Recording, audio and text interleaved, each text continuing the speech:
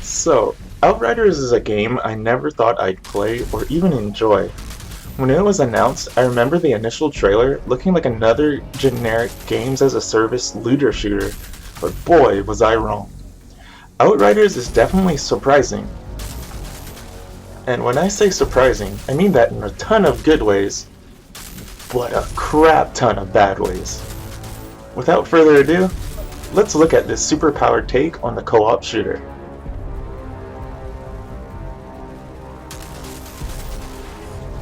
Of course, we should start with the simplest things first, the presentation. The look and sound of Outriders is frankly nothing special in most cases.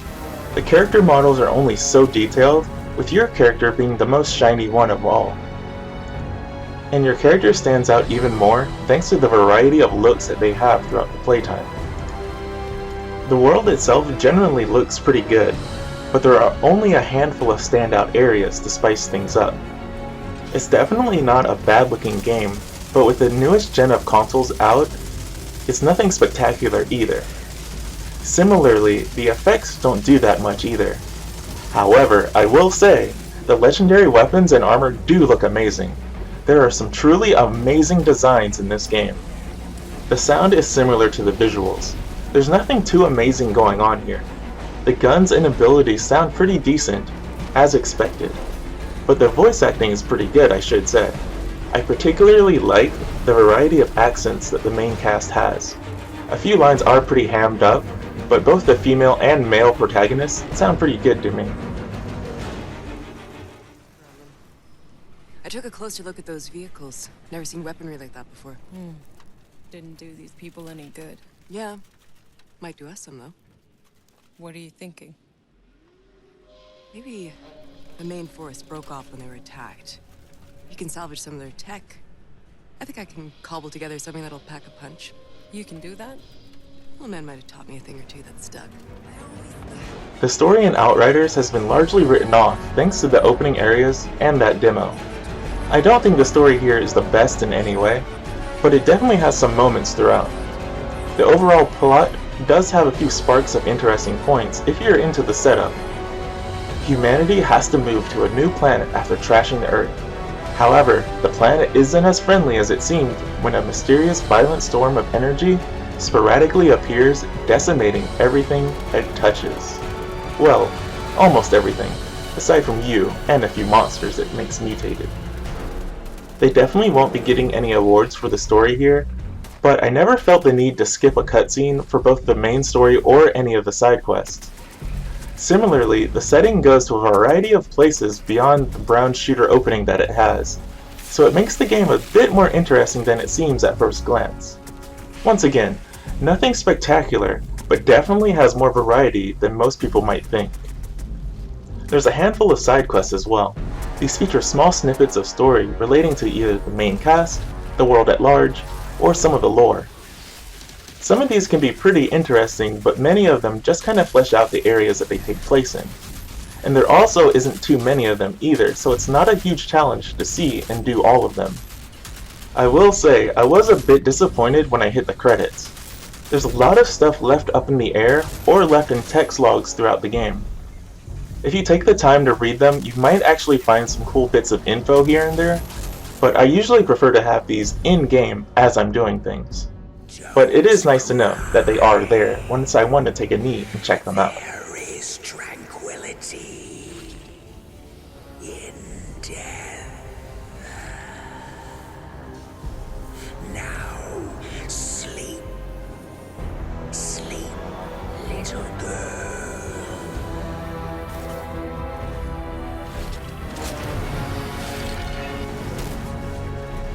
Now here comes the big one, gameplay. The gameplay in Outriders is something else. Well, I should say it's way deeper and way more addicting than it seems at a glance. A running theme in this game if you haven't found out yet. When you see Outriders, it looks like nothing more than a third-person shooter with some special powers every once in a while. And yeah, that's what it is. But that's not the only hook that the game has, but we'll get there in a bit. First of all, Outriders is definitely simply a third-person shooter. You get a variety of the usual suspect weapons: assault rifles, shotguns, handguns, sniper rifles, and so on. There's nothing special about it, but there is a surprisingly missing category of explosives like launchers and grenades and so on.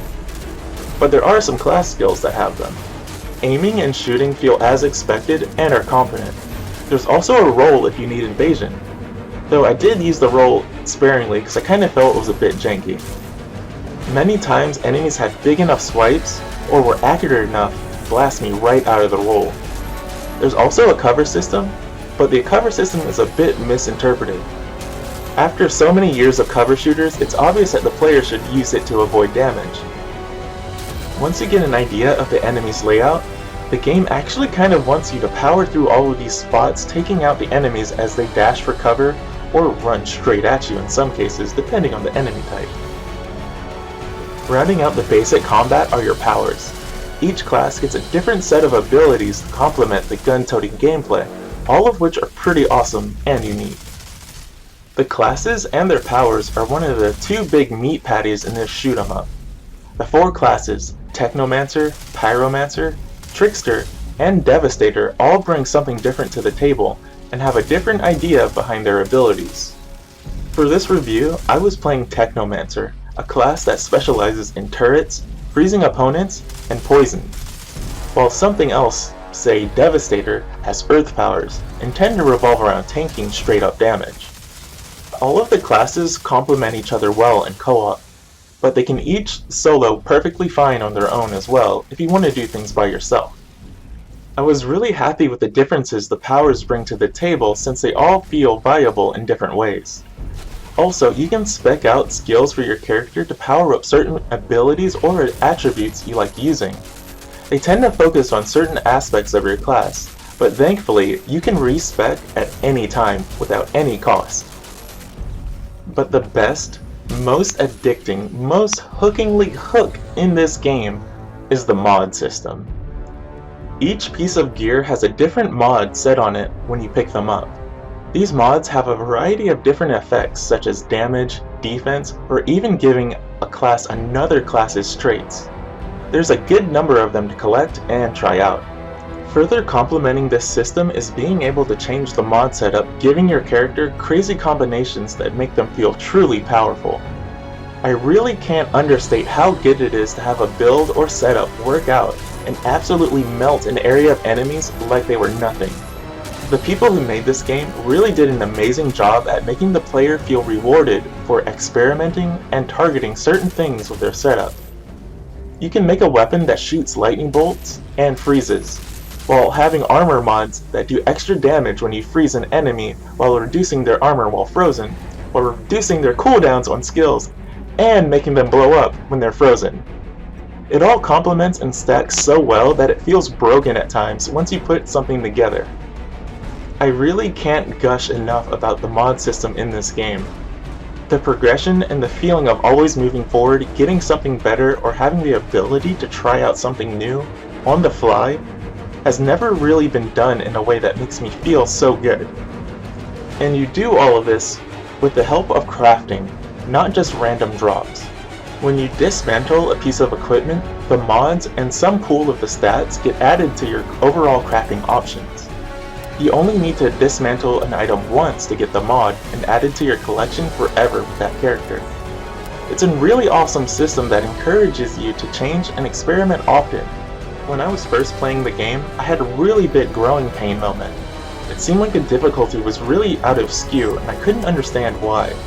But then I started making my mods and my skills complement each other, and suddenly it all clicked.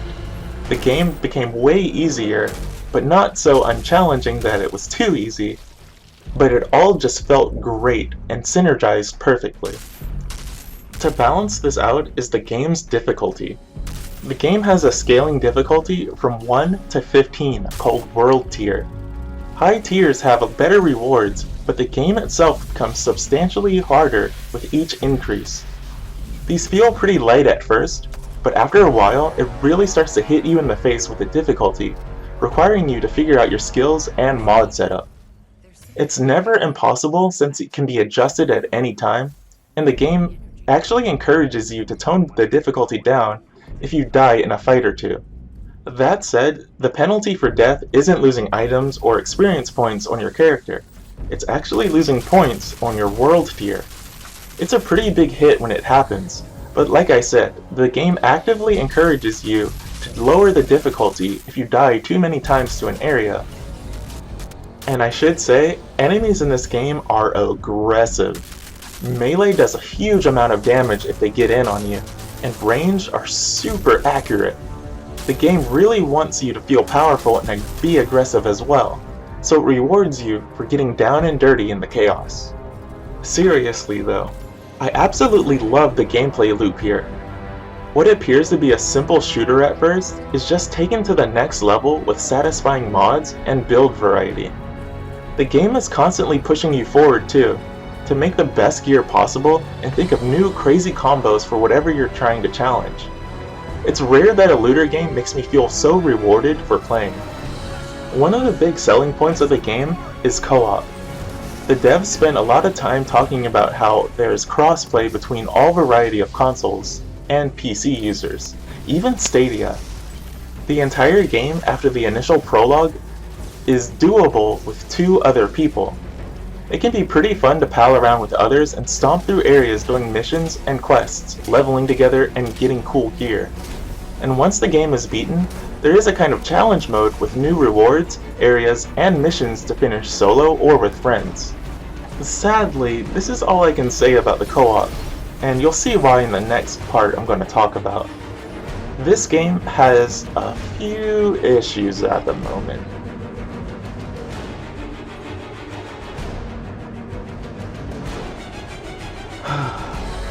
Outriders is an always online game, and I don't know why.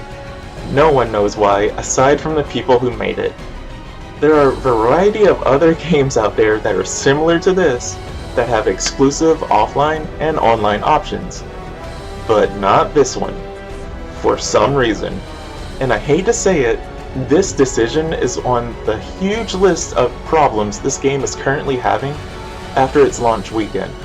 Currently, as of Wednesday here in Japan, Outriders can barely connect to its own servers, it seems.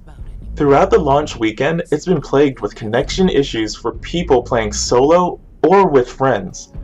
At times it's stable and lots of progress can be made, but sometimes it will just boot you out, leaving you missing all kinds of progress. The game is also supposed to feature drop-in and drop-out random co-op at any time, but this too doesn't even seem to work. I played all 30 hours of my story on PlayStation 5, while also doing further side missions after, and several expeditions in the challenge mode without a single person ever connecting to me. And others have had similar stories. And yes, before someone asks and says it, of course my game was open to letting people join in co-op. Then, after you finish the main campaign, you get a second option when you choose matchmaking for multiplayer. You get the option for expeditions, but there's no way to actually tell or indicate the person you're joining is actually doing them, simply that they just have it unlocked. So you don't know if the person you're joining is doing side quests, or actually trying to find people for expeditions.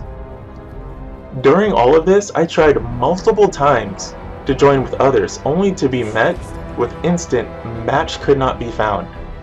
Sometimes I could join others, but the connections were so unstable that the game seemed to be barely functioning. The game is also supposed to feature crossplay, but apparently the feature had to be turned off because the devs said it wasn't working and it may crash the game or cause desync issues. And when I did join others on PlayStation hardware, the game crashed anyway. If I checked the menu to change equipment, crash. If we had 3 people shooting at once, crash. If we tried to fast travel to a new area, crash. And so on. There were just so many issues with the networking of the game, it's insane that this is always online. Or, should I say, not really. Even worse about the online, there are no options. I can't see what game I'd be joining, what missions they're trying to do. I can't filter out certain things like mission type, connection quality, or more. Even a system like Monster Hunter where you call for help mid-mission doesn't work. It's all baffling as to why this always online, co-op having game has zero options for its online connectivity. It really is a head scratcher. And I can see the magic in co-op with this game, but the fact that it straight up doesn't work reliably is unacceptable. Some platforms like PC have had a bit of an easier time with it, but as it stands, it's essentially unplayable for me currently. And then there are the general bugs. This is a buggy game. Clipping errors, sound errors, visual errors, quest markers not working, quest markers pointing in the wrong direction, interactables not working, interactables not showing up, crashes, and more. It really is one of the most unstable games I've ever played, and it clearly needed a few more months in the oven, even with all the delays it already had. And it's a shame, because the gameplay loop in Outriders is great. It's more than great, it's amazing, it's addicting, it's awesome. The gaming world really does have a hidden gem on their hands with this one. A lot of the people who've been trying it are singing its praises, while everyone else has been side-eyeing it the entire time. And with good reason. It did look pretty generic, even I can admit that. But all of these bugs and errors were not what people were expecting when they said they would try it day one. It is a good game, and it is addicting and super fun. But I constantly think it'll explode at any minute. And I will say, I was able to finish it without any super huge issues. But there's no doubt that I saw and experienced all of the above several times over. Some are pretty minor, but the stuff like crashing and disconnections are a serious issue. I dearly hope People Can Fly can fix this game, but its launch week is the thing it'll be known for unless there's a quick turnaround for all of these issues. I want to love this game, but it just won't let me. In all, Outriders is a fun and rewarding game to play. It wants players to push its classes and gear systems to their limits, to do the craziest things possible with their builds. It constantly gives you more to let you do better and better. It's only awesome in this regard, but the amount of bugs I experience and the lack of being able to play with anyone else in this always online, co-op touted game really soured the experience. But as much as I love this game, I can't in good conscience recommend it to anyone in its current state. Perhaps in a few days, a few weeks, maybe even months at worst, things will turn around and this game will actually work the way it was intended. I would fully 100% recommend Outriders to anyone who's curious. But give it some time, give it a few days, give it a few weeks, and then dive in. Now, pass on it. But keep an eye out for positive news, or a sale. I've honestly never been so conflicted with a game. I was super conflicted before I bought it. I spent at least 2 weeks wondering, do I want this game? Nah. Do I really want it? Kinda. And then I was conflicted after playing it. I love it, but it just doesn't want to work properly. The devs have said that they're pretty aware of all of the problems that this game is having, and it is having a ton. I'm glad I played it because it feels like a hidden gem that most wrote off, but at the same time, all of these issues are not related to the gameplay. They're absolutely infuriating and honestly unacceptable. Once again, Outriders is going to get a hard do not recommend at the current moment, until all of this is sorted out.